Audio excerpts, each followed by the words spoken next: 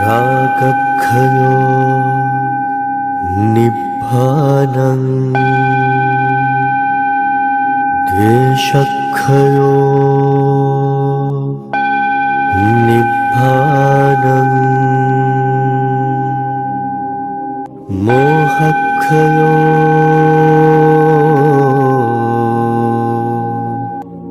निब्बानं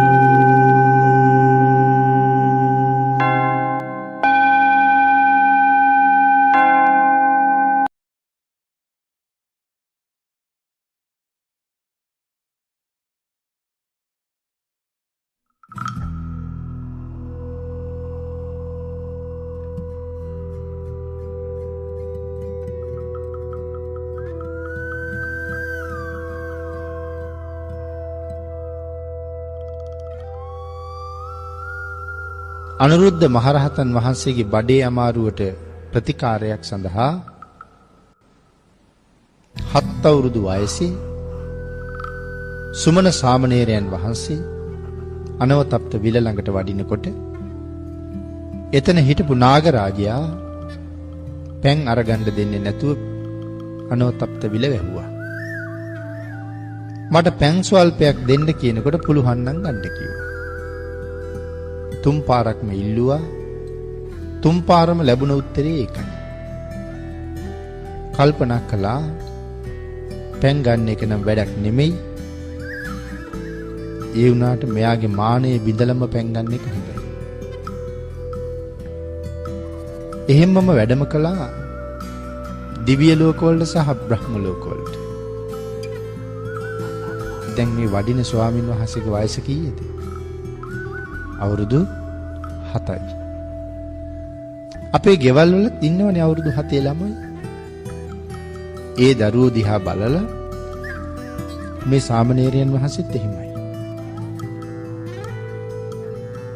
සියලු දෙවියන්ට බ්‍රහ්මයන්ට මතක් කළා අනවතප්ත විලගාව පොඩි යුද්ධයක් තියෙනවා. එන්න බලන්න කියලා. අවුරුදු 7ක් වයස වුණාට මහරහතන් වහන්සේ නමක් කතා කරාම කිසිම දෙවියෙකුට නෑවිත් ඉන්න බෑ. දෙවියෝ රොක්කුණා අනවතප්ත විල වටේට. සාමණේරයන් වහන්සේ ලොකු බ්‍රහ්මකයක් මවාගත්තා. බ්‍රහ්මකයක් කියහම බ්‍රහ්මකය හරි විශාලයි. සාමාන්‍යයෙන් කොයි වගේද? ධර්මයේ පැහැදිලි කරන තැනක සඳහන් කරන්නේ මගධය වාගේ ගම් 3-4ක් යට වෙනවා. ඒ කය දරාගෙන මහ පොළොවට බැස්සොත් මගධය වාගේ බිම් ප්‍රදේශ 3-4ක්වත් යට වෙනවා කියලා. අපේ රටට වැඩම කළොත් එහෙම බස්නාහිර පළාත ඉඩමදි. ඒක ඇඟකට. ඒ තරම් විශාලයි බ්‍රහ්මකය. හරි සියුම්. නමුත් කයේ ස්වභාවය. ඒ වාගේ බ්‍රහ්මකයක් මවාගෙන නායාගේ පෙනී මත සක්මන් කරන්න ගත්තා. මොන නාගරාජයෙක් වුණත් මෙච්චර බරක් උස්සගෙන ඉන්න පුළුවන් වෙයි. ටික ටික පෙනී ඇකිලෙන්න ගත්තා. ඒ ඇකිලෙනකොට තල් කඳන් පොල් කඳන් වාගේ ජල ධාරා ඉහළට විසි වෙන්න ගත්තා. ඒකෙන්ම පැන්කෙන්ඩිය පුරවාගත්ත අහසින්ම වැඩියා. මෙයා පොකුණ වැහුවේ මෙතන ඉන්නවා එයාගේ භාර්යාව ටික නාග කන්‍යාවියෝ. ඒගොල්ලන්ට පේන්න ඕනේ තමන්ගේ ස්වාමියාගේ තේජස. මේ සාමණේරයා උඩින් ඇවිල්ලා මග ඔළුවෙත් කුණු වට්ටනවා කියලා තමයි මේ වෙහගත්තේ. දැන් ඉතින් පරාදයි. දැන් භාර්යාවන්ට මූණ දෙන්නත් බෑ. දෙවිවරු බ්‍රහ්මයෝ විල වට කරලා අහසේ කෝටි ගණන්. ඒතර බලන්නකෝ පරාජිතය මොකද කරන්නේ මෙතන කියලා. අන්න ඒ පරාජයෙන් මූණ හංග ගන්න සාමණේරයන් වහන්සේගේ පිටිපස්සෙන් ඇලෙව්වා. උන්වහන්සේ අහසින්ම වැඩලා අනුරුද්ධ මහරහතන් වහන්සේට පැන් එක පිළිගන්නවා. නාගයාත් හරි බලවත්. පිළිගන්නකොටම නාගයාත් ළඟ. වළඳන්න එපා ස්වාමීනි කැප නෑ කියලා කිව්වා. සාමණේරයන් වහන්සේ සඳහන් කළා ස්වාමීනි කැපයි වළඳන්න කියලා. රහතන් වහන්සේලා බොරු කියන්නේ. අනුරුද්ධ මහරහතන් වහන්සේ පැංගල දුන්නා. තුන්වෙනි වතාවටත් පරාදයි. දැන් කේන්තිය ඉහවහ ගිහිල්ලා. ඒ වෙලාවේ සඳහන් කළා ස්වාමීනි මේ සාමණේරයා ආයෙනම් අනෝතප්ත විලපැත්තේ වන්න එපා. මරණවමයි ආව.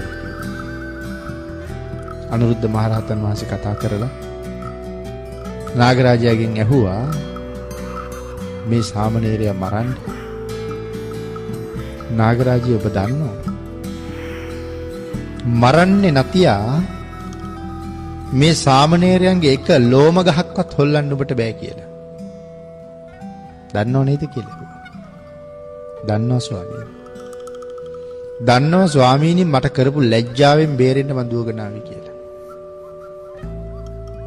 සුමන සාමණේරයන් වහන්සේ ළඟට ගිහිල්ලා කතා කරලා කියනවා ස්වාමීනි මීට පස්සේ ඔබ වහන්සේට අනෝතප්ත විලෙන් පැන් ඕනේ වුණොත් මතක තියාගන්න අනෝතප්ත විලගාව ඔබ වහන්සේගේ 16 ඉන්නවා කියලා. ඔබ වහන්සේ වඩින්න එපා. මාව මතක් කරන්න. මම පැන් ගෙනල්ලා දෙන්නම්. එතකොට මේ සුමන සාමණේරයන් වහන්සේ කියලා කියන්නේ අනුරුද්ධ මහරහතන් වහන්සේගේ ශිෂ්‍යයා. 80 මහා ශ්‍රාවකයන් වහන්සේ නමකගේ ශිෂ්‍යයෙක් මේ සුමන සාමණේරයන් වහන්සේ කියන්නේ. එහෙම අවදියේ 80 මහා ශ්‍රාවකයෙක් නොවි මෙහෙම 이르දියක් බලයක් තිබුණා නම් අනුරුද්ධ මහරහතන් වහන්සේට මොන තරම් බලයක් තියෙන්නේ නැද්ද? කොහොම 이르දියක් තියෙන්නේ නැද්ද? උන්වහන්සේ 80 මහා ශ්‍රාවකයෙක්. අනුරුද්ධ මහරහතන් වහන්සේ කියන්නේ දිවස්ලාභීන් අතර අග තනතුර ලැබලා හිටියේ.